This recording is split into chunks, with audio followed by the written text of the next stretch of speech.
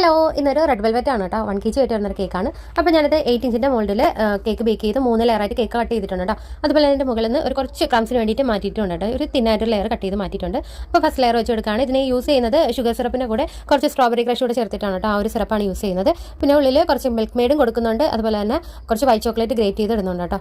അപ്പോൾ ഇങ്ങനെ തന്നെ ഞാൻ 3 ലെയറും വെച്ച് കൊടുക്കുന്നുണ്ട്. അതിനുശേഷം മൂന്നാമത്തെ ലെയറും വെച്ചിട്ട് ഷുഗർ സിറപ്പും കൊടുത്ത് ഇതൊന്ന് ക്രം കോട്ട് ചെയ്യുന്നുണ്ട്. കൂടെ തന്നെ ഫിനിഷ് കോട്ട് ചെയ്യുന്നുണ്ട്. ഇങ്ങനെയുള്ള കേക്കുകളൊക്കെ ആകുമ്പോൾ പെട്ടെന്ന് നമ്മൾ ഫിനിഷ് ചെയ്തെടുക്കും. കാരണം അവിടെ ഇവിടെയൊക്കെ വലിയ ഫിനിഷിംഗ് ഇല്ലെങ്കിലും കുഴപ്പമില്ല, കേക്ക് നന്നായിട്ടൊന്ന് ഷേപ്പായി കിട്ടിയാൽ മതി. കാരണം നമ്മൾ ഇതിൻ്റെ മുകളിലൊക്കെ ക്രംസ് ഇടുവാണല്ലോ. അപ്പോൾ പിന്നെ ക്രംസ് ഇടുന്ന കേക്ക് ആകുമ്പോൾ നമ്മൾ വലിയ ഫിനിഷിംഗ് ഒന്നും കൊടുക്കണ്ട. അപ്പോൾ ഞാൻ ഇതുപോലെ സ്ക്രാപ്പർ കൊണ്ട് ഒന്ന് വരഞ്ഞു കൊടുക്കുന്നുണ്ട്. അതുപോലെ തന്നെ മുകളിൽ പാലറ്റ് നൈഫ് വെച്ച് കേക്ക് ഒന്ന് ഷേപ്പ് ചെയ്തെടുക്കുന്നുണ്ട് കേട്ടോ. പിന്നെ ഞാൻ നേരത്തെ വെച്ചിട്ടുണ്ടായിരുന്ന ആ ക്രംസിനെ ചൂടാക്കിയതിന് ശേഷം ഒന്ന് മിക്സിയുടെ ജാറിലിട്ട് പൊടിച്ച് ഒന്ന് അരിപ്പയിലൂടെ അരിച്ചിട്ട് കൊടുക്കുന്നുണ്ട്. പിന്നെ ഇതേപോലെ ഫോണ്ടലിലാണ് കേട്ടോ ഫ്ലവർ വെച്ച് കൊടുക്കുന്നത്. ഞാനൊരു ചെമ്പകപ്പൂവാണ് ഉദ്ദേശിച്ചത്. ഞാൻ പെയിൻറ്റ് ചെയ്ത് വന്നപ്പോൾ വേറെ എന്തോ പൂവായെന്നാണ് എനിക്ക് തോന്നുന്നത്. എന്തായാലും കുറച്ച് ഷുഗർ ബോൾസ് ഇട്ട് നമ്മുടെ കേക്ക് ഒന്ന് ഡെക്കറേറ്റ് ചെയ്ത് വെച്ചിട്ടുണ്ട് കേട്ടോ. ഫോണ്ടലിലാണ് പേര് എഴുതിയിട്ടുള്ളത്. അപ്പോൾ ഇതാണ് നമ്മുടെ കേക്കിൻ്റെ ഫൈനൽ ലുക്ക്. ഇഷ്ടമായിട്ട് തീർച്ചയായിട്ടും സപ്പോർട്ട് ചെയ്യാം കേട്ടോ.